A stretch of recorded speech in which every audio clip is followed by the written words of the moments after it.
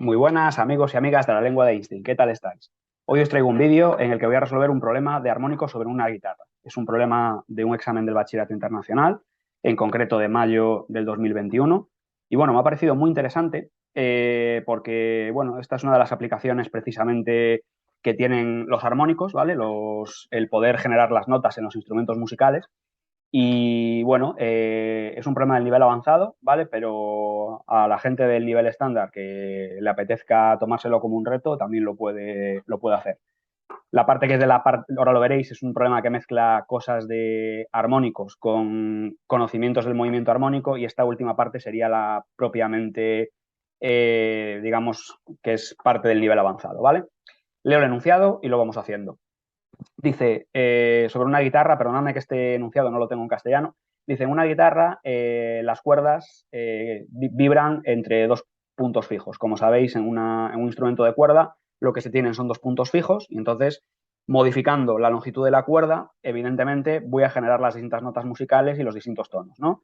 Dice, la frecuencia de vibración se modifica cambiando, como miren, fijaos, aquí nos lo explican, la frecuencia de vibración se modifica cambiando la longitud de la cuerda usando un dedo. Es decir, yo aquí pongo un dedo, como veis, y según voy cambiando la longitud de la cuerda, digamos, que vibra, voy generando las distintas notas. Dice, las diferentes cuerdas tienen una diferente velocidad de propagación de la onda. Evidentemente, si yo voy cambiando la longitud de la cuerda, la velocidad de propagación de la onda en la cuerda va a cambiar. Dice, cuando una cuerda es presionada, una onda estacionaria se genera entre el puente, que es esta parte de aquí abajo, la parte fija, y el dedo. El dedo sería, si os fijáis, la otra parte fija, ¿vale? Entonces, nos preguntan, dice, que explica, bueno, lo primero que nos dice es explicar por qué se produce una onda estacionaria en la cuerda. Bueno, es una pregunta de manual, teórica. Acordaos que había varios tipos de onda estacionaria en función de los extremos que teníamos fijos. En este caso estaríamos hablando de una onda estacionaria que se forma por tener dos extremos fijos, ¿vale? ¿Por qué se forma esa onda estacionaria? Bueno, pues lo que ya os comenté en el vídeo de teoría, ¿no? Cuando yo tengo una onda en movimiento, una traveling wave que se mueve y choca contra un obstáculo, en ese obstáculo esa onda se va a reflejar y esa onda reflejada va a interferir con la onda original y va a generar precisamente este patrón de onda estacionaria, ¿vale? Que tenéis aquí precisamente. Aquí en el Mark Scheme os ponen, bueno, pues lo mismo que acabo de decir, ¿no? Traveling wave moves along the length of the string and reflects at fixed end, es decir, que se refleja en el extremo fijo. ¿Vale? Ocurre una superposición, una interferencia de las ondas incidentes y reflejada, y esa superposición solo se, digamos, refuerza para ciertas longitudes de onda, como sabemos, ¿vale? Los armónicos solo se producen para ciertas longitudes de onda concretas, que vienen dadas por una fórmula que ahora veremos, que recordaremos, y eso es lo que genera, pues, insisto, los distintos tonos, las distintas notas musicales y las distintas escalas en los instrumentos, ¿vale? Si os interesa este tema, grabaré un vídeo también sobre cómo se generan las notas musicales y la relación estrecha que hay entre la física y la música, ¿vale? Y al igual que entre la física, la música y las matemáticas. Vale, siguiente cuestión. Nos dicen ahora que calculemos, apartado B, dice, la cuerda se desplaza 0,4 centímetros en el punto P para hacer sonar la guitarra. Estos 0,4 centímetros por ahora no nos interesan porque básicamente son la amplitud de un punto de la cuerda que va a oscilar, ¿vale? Ahora veréis por qué no nos interesa. Dice, el punto P de la cuerda vibra con un movimiento armónico simple y dice, y en su primer armónico lo hace con una frecuencia de 195 hercios. Dice, digamos, la longitud de la cuerda sonora es de 62 centímetros. Y nos pregunta en el primer apartado, demostrar que la velocidad de la onda en la cuerda es de 240 metros por segundo. Vale. Entonces, veis que no nos interesa este primer dato porque hace referencia a la amplitud de oscilación de la cuerda, que nos servirá para apartados siguientes en los que nos pregunten por cosas de ese movimiento armónico. Por ahora nos interesa solo la longitud de la cuerda y la frecuencia. Nos dicen que esa frecuencia es la frecuencia correspondiente al primer armónico y de la teoría, si nos acordamos, cuando estudiábamos los armónicos, decíamos que cuando había dos extremos fijos, la longitud del enésimo armónico venía dada por 2L partido por N, donde L era la longitud de la cuerda y N es el armónico. En este caso, como me están diciendo que hablamos del primer armónico, aquí la N pues va a valer 1, evidentemente, y entonces yo ya sé que la longitud de la longitud de onda del primer armónico para esta cuerda es 2 por 0,62, que es 1,24 en este caso, ¿vale? Pongo 0,62 porque, fijaos, son 62 centímetros, pero en principio yo mis unidades las tengo que expresar en metros, ¿vale? Por otra parte, conociendo la longitud de onda de ese primer armónico, acordaos que hay una ecuación que relaciona la velocidad de propagación de una onda con su longitud de onda y su frecuencia, que es esta ecuación de aquí abajo, en la que la velocidad de propagación es la longitud de onda por la frecuencia. Por tanto, yo puedo despejar en este caso la velocidad de propagación, que será 1,24 por la frecuencia, que es 195. Si hago 1,24 por 195, pues nos queda una velocidad de propagación de aproximadamente 242 metros por segundo, que efectivamente es lo que queríamos demostrar, ¿vale? Nosotros que aquí queríamos demostrar que la velocidad de propagación era aproximadamente 240, ¿vale? El siguiente apartado nos dice que dibujemos en una gráfica cómo cambia la aceleración en función del desplazamiento a la posición de equilibrio de lo que es la cuerda, ¿vale? Entonces, bueno, aquí hay que tener cuidado porque esta pregunta ya es una pregunta de movimiento armónico. Y bueno, el punto clave para hacer esta representación es darse cuenta de que en un movimiento armónico, como os he puesto aquí, lo que teníamos, si os acordáis, es que la aceleración en todo instante es igual a menos una constante, que resulta ser el cuadrado de la pulsación angular, por el desplazamiento, ¿vale? Menos omega cuadrado por x. Entonces, este omega cuadrado es una constante y, por tanto, la podríamos considerar la pendiente de una línea recta, ¿vale? Entonces, la representación que nos están pidiendo aquí, básicamente, es la de una línea recta que tenga pendiente negativa, es decir, una línea recta en la que veamos una inclinación negativa, ¿vale? O sea, que la pendiente vaya hacia abajo y, muy importante, que pase por el origen de coordenadas. ¿Por qué tiene que pasar por el origen de coordenadas? Bueno, pues porque vemos que cuando aquí la x es 0, si yo hago una tabla de valores, evidentemente, si hago que la x es 0, la aceleración también va a ser 0, porque cualquier cosa multiplicada por 0, pues me va a dar 0, evidentemente, ¿vale? Entonces, bueno, no hace falta poner números porque no tenemos datos suficientes para hacer una gráfica, digamos, exacta. Pero bueno, sería, digamos, esta sería la representación que vamos buscando, ¿vale?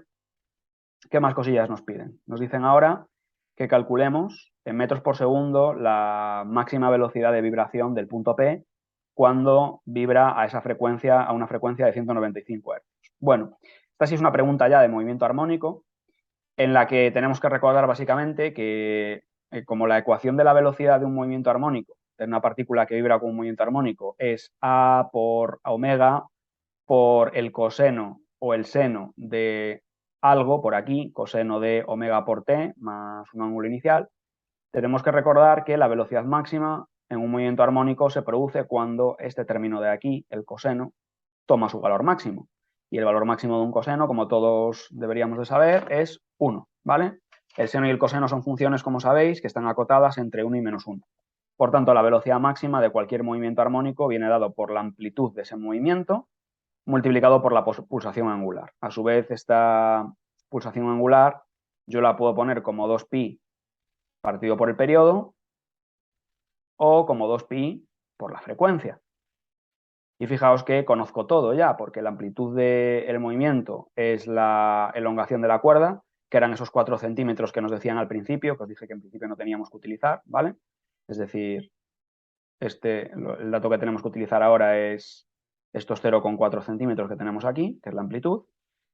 Y esos 0,4 centímetros pasados a metros, evidentemente, es decir, multiplicándolos por 10 elevado a menos 2, los multiplicaremos a su vez por 2pi, ¿vale? 2pi y por la frecuencia, que es 195. Si operamos 0,4 por 10 elevado a menos 2 por 2pi por 195, nos queda una velocidad de 4,9 metros por segundo aproximadamente, ¿vale?